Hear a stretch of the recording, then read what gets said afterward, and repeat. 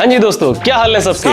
चंगासी। तो यूपी सरकार जिस तरीके से गुंडे बदमाशों का सफाया करने में लगी पड़ी है, उसको देखते हुए मैं कहना चाहता हूँ कि गवर्नमेंट ने ऑफलाइन बदमाशों का तो सफाया कर दिया, तो अब आप इन ऑनलाइन बदमाशों का भी कुछ करो। भैया जी, यहाँ सब लोग जींस और जैकेट में आए हैं, आप कुर्ते में क्यों आए हैं यहाँ?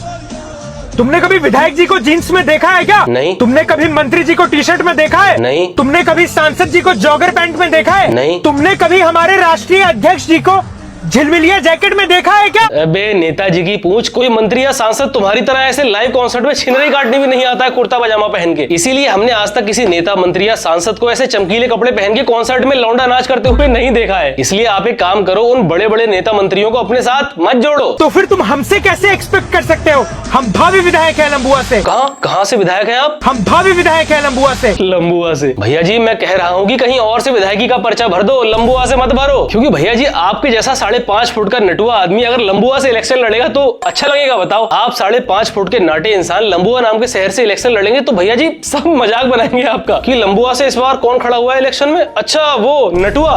बाकी हो सकता है भाई इलेक्शन कुछ ना लड़े, बस मजाक कर रहे हो, क्योंकि मैंने सुना है जो बौने लोग होते हैं वो कुछ ज्यादा ही मस्तीखोर होते हैं। भैया जी, करण औजला तो गाने के लिए फेमस है, आप किस चीज के लिए फेमस है? बेटा, औजला जो है वो गाने के लिए फेमस है, हम बजाने के लिए फेमस है। हाँ बात तो सही है, औजला गाने के लिए फेमस है, लेकिन औजला है कहाँ? क्योंकि जिसके कॉन्सर्ट में आप खड़े हो वो तो कॉन्सर्ट परमीश वर्मा का है। जरा सी भी शर्म नहीं आई करण औजला का नाम लेके पब्लिक को उल्लू बनाने में। बाकी भाई जैसा आपने बताया करण औजला गाने के लिए फेमस है और आप बजाने के लिए फेमस हो, तो हम सब चाहते हैं कि आप अपना ये बदमाशी वाला काम छोड़ के वापस से शादी बारातों में अपना झुंझुना बजाने वाला काम शुरू कर दो, वही सूट करेगा आप पे।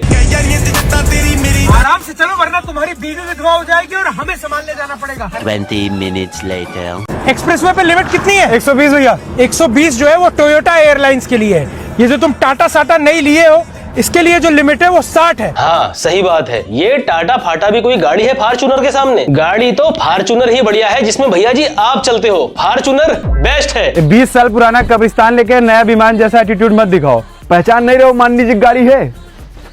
विमान तो नहीं लेकिन टाटा सफारी स्वाभिमान जरूर है हमारा। है? टाटा सफारी स्वाभिमान है? लेकिन थोड़ी देर पहले तो आप ये कह रहे थे कि ये जो टाटा फाटा है ये एक नंबर की बेकार गाड़ी है, इनकी औकात नहीं है 60 से ऊपर चलने की, लेकिन अब यही टाटा स्वाभिमान हो गई। अच्छा तो सीन ऐसा होगा, भैया जी के मालिक ने फॉर्च्यूनर आज दूसरे ड्राइवर को दे दी होगी और इनके हाथ लगी होगी टाटा सफारी। लेकिन भैया वीडियो बनाने के लिए कुछ तो चाहिए ना, तो आज एक काम करते हैं, टाटा के नाम पे हवाबाजी दिखा देते हैं। यार सच बताना, आपने कभी रियल लाइफ में दो कार ओनर्स को ऐसे लड़ते हुए देखा है जैसे ये दोनों चिलगोजे लड़ाई कर रहे हैं? अगर दो कार ओनर्स के बीच कभी लड़ाई होती भी है तो वो इस बात पे होती है कि भाई मुझे पहले रास्ता दे या फिर एक काम कर गाड़ी तमीज से चला, लेकिन इनकी अलग ही लड़ाई हो रही है अपनी गाड़ियों को लेके कि तेरे पास तो 20 साल पुरानी खटारा गाड़ी है, ये देख हमारे पास है एकदम brand new base model Scorpio का, और सेम यही दूसरा इंसान कह रहा है कि नहीं तेरी गाड़ी नहीं मेरी गाड़ी बेस्ट है। भाई मानना पड़ेगा, इतना घमंड तो टाटा महिंद्रा के मालिक के अंदर नहीं होगा जितना घमंड ये चिलगोजे उनकी गाड़ियां किस्तों पे खरीदने के बाद दिखा रहे हैं। शिवा भाई, ये वर्दी धारक काफी देर से अपनी गाड़ी का नंबर नोट कर रहा है।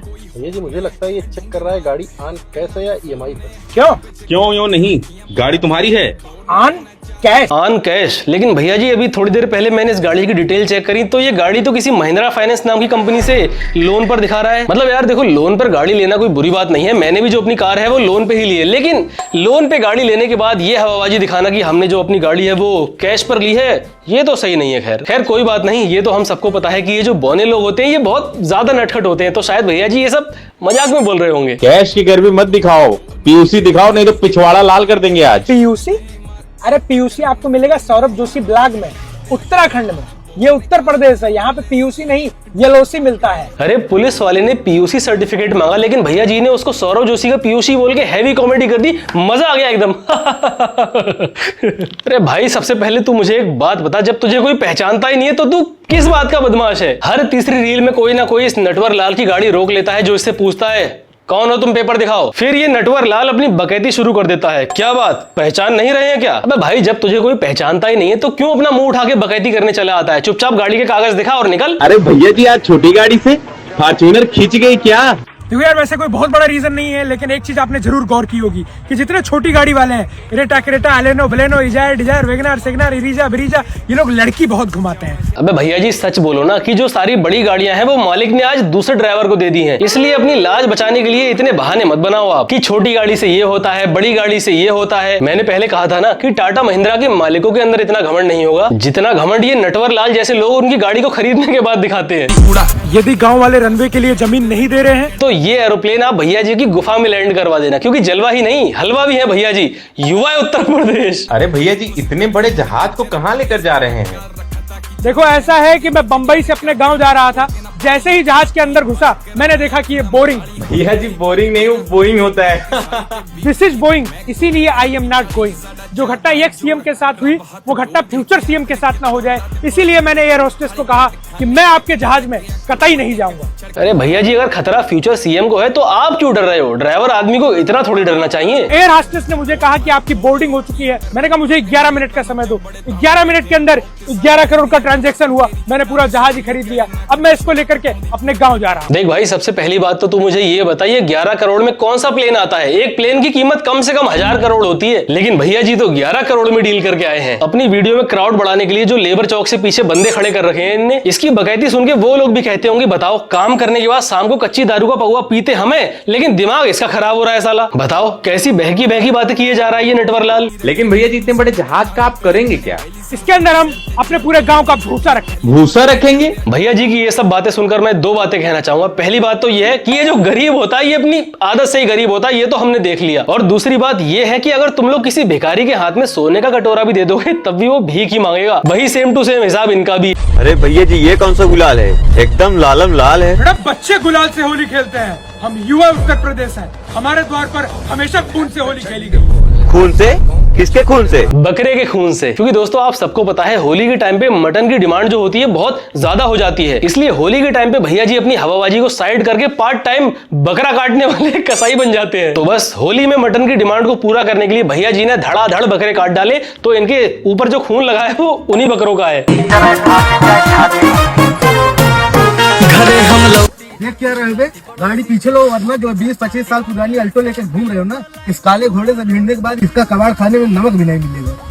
देखो 20-25 साल पुरानी भले ही अल्टो हो गई है, लेकिन इससे भिड़ने के बाद नमक का तो नहीं पता, लेकिन तुम्हारे चेहरे का चमक जरूर उड़ जाए। ये लो, हवाबाजी का शिकार होती हुई एक और जनरेशन। खैर जो भी हो, लेकिन ये नाबालिग हवाबाज अजय देवगन का बहुत बड़ा फैन लगता है, क्योंकि गुटखा खा खा के इसने अपने दांतों की ऐसी तैसी जो कर ली है। अबे स्कॉर्पियो वाले, तू शायद इस अल्टोबाज को अच्छे से नहीं जानता है, क्योंकि ये अल्टोबाज अजय देवगन का बहुत बड़ा फैन है। अगर इसका दिमाग खराब हो गया और इससे गुस्सा आ गया तो 10 विमल के पैकेट अपने मुंह में डाल के फिर उनको चबा के तेरे घर की सारी दीवारें लाल पीली कराएगा ये। इसलिए मित्र, इस गुटकेबाज से बहस मतलब जिंदगी तहस नहस। भैया जी कहाँ आज अल्टो से? देखो देखे में लागे छोट और घाव करे गंभीर। ये अल्टो है, यह केवल दिखने में छोटी है, लेकिन इसके कारनामे बहुत बड़े बड़े हैं। जहाँ पर बड़ी सी बड़ी गाड़ियाँ चढ़ने में अपनी दम तोड़ देती हैं, वहाँ पर अल्टो पहले ही गियर में मन मनाते हुए चढ़ जाती है। चुप कर बे कुत्ते। गरीब और उसके बहाने। जब गरीब के पास कार नहीं होती है तब वो ये बहाना बनाता है कि भाई घूमने का असली मजा तो बाइक में ही है, एकदम खुली हवा लगती है, कार में यार घुटन जैसी महसूस होती है बहुत। और जब कोई गरीब इंसान जैसे तैसे पैसे जोड़ के 2-2.5 लाख की कार ले लेता है, तब वो अपने दिल को तसल्ली देने के लिए ये बहाना मारता है कि भाई साहब ये दुनिया पागल है जो 50-50 लाख की गाड़ी खरीदती है। अरे 4 पहिए उस 50 लाख की गाड़ी में भी है और 4 पहिए हमारी इस 2.5 लाख की गाड़ी में भी है। 5 लोग उसमें भी बैठते हैं, 5 लोग हमारी गाड़ी में भी बैठते हैं। इसी वजह से भैया ये इतनी महंगी 50-50 लाख की गाड़ियां लेना एक नंबर की बेवकूफी है, हम बता रहे हैं तुम्हें। आप लोग खुद कमेंट करके बताओ सही कहा ना मैंने। और अगर आपको ये वीडियो अच्छी लगी हो तो वीडियो को लाइक कर देना, और ये वीडियो आपको बहुत ज्यादा अच्छी लगी हो तो चैनल को सब्सक्राइब भी कर देना। बाकी दोस्तों हर बार की तरह ये वीडियो भी मैंने सिर्फ मस्ती मजाक के लिए बनाई है, तो आपने जो कुछ भी देखा और सुना सब यहीं भूल जाना। बाकी बस आज के लिए इतना ही, मैं मिलता हूं आपसे अगली वीडियो में। ठीक।